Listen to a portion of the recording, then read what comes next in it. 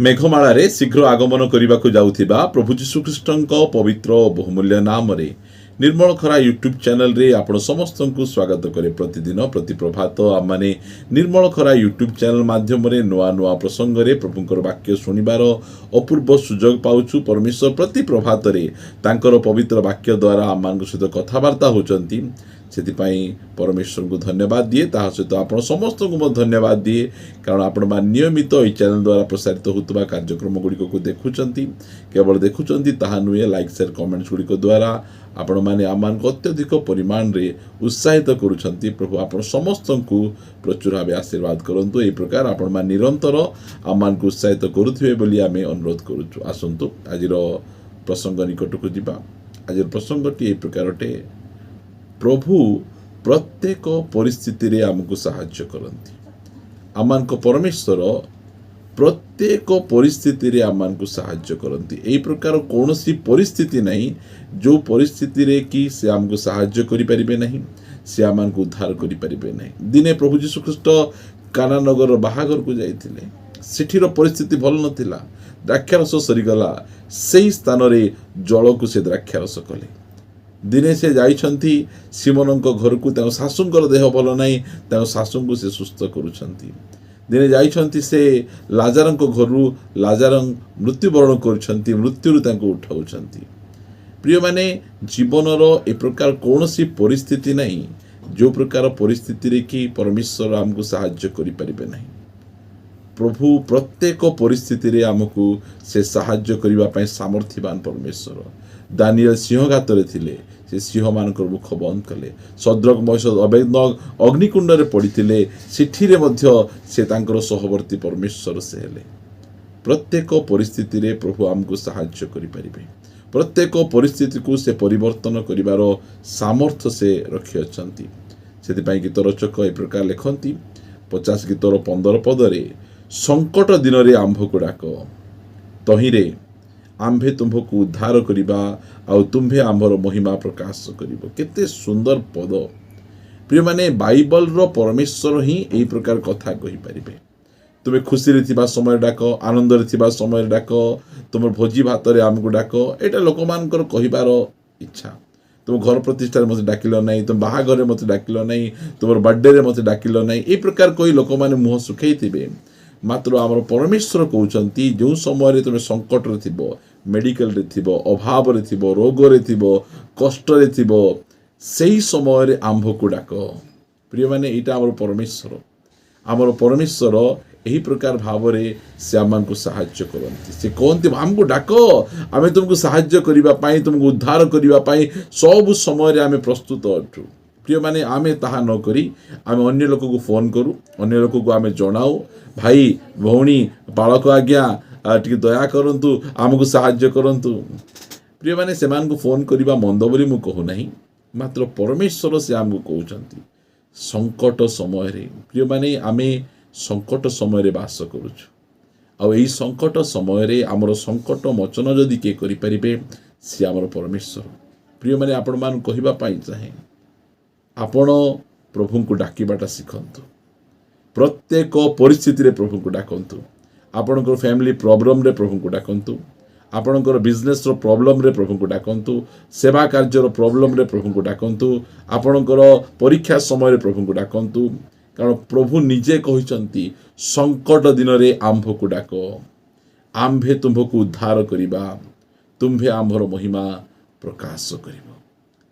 प्रिय माने केवल परमेश्वर को महिमा प्रकाश करिबा पाई आपण जगी बसंतु। परमेश्वर आपण को जीवन रे एई प्रकार भयंकर कार्य गुड़िक करिवे। ता लिखा जाए, जो समय रे आमे पढ़िबा 46 गीतर 1 पद, परमेश्वर आंभ मानक आश्रय और बल, दुर्दशा काल रे अति निकटवर्ती सहाय। देखंतु प्रिय माने, आम देश रे पिज्जा आसीबाकू अध घंटा भितर पिज्जा पळे आसुची, एम्बुलेंस आसीबाकू घंटाटी समय लागुची। मात्र ताठू अधिक समय, ताठू कम समय रे परमेश्वर को साहाय्य आमान को निकट को पहुँचबो। लिखा जाए दुर्दशा काल रे। प्रिय माने आपण मु अनेक दुर्दशा काल मध्य दे जाइछु। आउ से दुर्दशा काल रे आमाने କାହାର ସାହାଯ୍ୟ ଆମେ ପାଇନାହୁଁ। ଆମେ କାହାର ସାହାଯ୍ୟ ପାଇନାହୁଁ। ଆମର ଅଭାବ ସମୟରେ, ଆମ ରୋଗ ସମୟରେ ଆମେ କାହାର ସାହାଯ୍ୟ ପାଇନାହୁଁ। ସେମାନେ ସାହାଯ୍ୟ କରିବା ପୂର୍ବରୁ ଆମର ଅତି ନିକଟବର୍ତ୍ତୀ ଦୁର୍ଦ୍ଦଶା କାଳରେ ଅତି ନିକଟବର୍ତ୍ତୀ ସହାୟ କିଏ? ପ୍ରଭୁ ଯୀଶୁଖ୍ରୀଷ୍ଟ। ପ୍ରିୟମାନେ, ଯେଉଁ ସମୟରେ ପିତର ପାଣିରେ ଚାଲୁ ଚାଲୁ ପାଣିରେ ଧସି ଯାଉଛନ୍ତି, ସେହି ସମୟରେ ତାଙ୍କ ଭାଇ ଆନ୍ଦ୍ରିୟ ଅଛନ୍ତି, ତାଙ୍କ ବନ୍ଧୁମାନେ ଅଛନ୍ତି, ଯାହା ସହିତ ସେ ରହିଛନ୍ତି। ମାତ୍ର ପିତର ଆନ୍ଦ୍ରିୟକୁ ଡାକି ନାହାନ୍ତି କି ତାଙ୍କର ବନ୍ଧୁବାନ୍ଧବକୁ ଡାକି ନାହାନ୍ତି। ସେ ଚିଲ୍ଲେଇଲେ, ହେ ପ୍ରଭୁ ମୋତେ ରକ୍ଷା କର, ହେ ପ୍ରଭୁ ମୋତେ ସାହାଯ୍ୟ କର। ସାଙ୍ଗେ ସାଙ୍ଗେ ପ୍ରଭୁ ଯୀଶୁଖ୍ରୀଷ୍ଟ ହାତ ବଢ଼େଇ ତାଙ୍କୁ ଟେକିକିନା ଧରି ଆସିଲେ। କାରଣ ତାଙ୍କ ଭାଇମାନଙ୍କ ଠାରୁ ମଧ୍ୟ ପ୍ରଭୁ ଯୀଶୁଖ୍ରୀଷ୍ଟ ତାଙ୍କର ପାଖରେ ଥିଲେ। ପ୍ରିୟମାନେ, କହିବା ପାଇଁ ଚାହେଁ, ଦୁର୍ଦ୍ଦଶା କାଳରେ ଆମମାନଙ୍କ ପରମେଶ୍ୱର ଅତି ନିକଟରେ ଅଛନ୍ତି ଆମକୁ ସାହାଯ୍ୟ କରିବା ପାଇଁ, ଆମର ପରିସ୍ଥିତିରୁ ଆମକୁ ବାହାର କରିବା ପାଇଁ। କାରଣ ସେ ଦୁର୍ଦ୍ଦଶା କାଳର ଅତି ନିକଟବର୍ତ୍ତୀ ସହାୟ ଅଟନ୍ତି। ପ୍ରିୟମାନେ, ଆଜି ମଧ୍ୟ ପରମେଶ୍ୱର ଆମକୁ ସାହାଯ୍ୟ କରିବା ପାଇଁ ତତ୍ପର। ସେଥିପାଇଁ ଗୀତରଚକ କହନ୍ତି ଯେ ମୁଁ ପର୍ବତଗଣ ଆଡ଼େ ଉର୍ଦ୍ଧ୍ୱ ଦୃଷ୍ଟି କରିବି।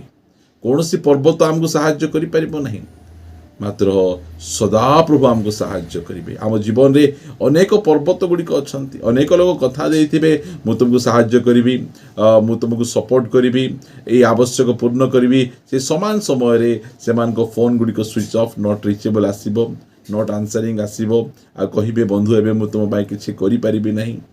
ମାତ୍ର ଆମର ପରମେଶ୍ୱର ପ୍ରତି ପରିସ୍ଥିତିରେ ଆମକୁ ସାହାଯ୍ୟ କରିବା ପାଇଁ ତତ୍ପର।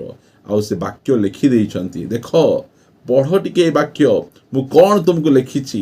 ପ୍ରିୟମାନେ, ଆମେ ଅତି ନିକଟବର୍ତ୍ତୀ ସହାୟକ ନ ଖୋଜି ଆମମାନେ ମନୁଷ୍ୟର ସାହାଯ୍ୟ ଲୋଡ଼ୁଛୁ। ଗୀତରଚକ କହନ୍ତି ଯେ ମନୁଷ୍ୟର ସାହାଯ୍ୟ ବୃଥା ଅଟେ।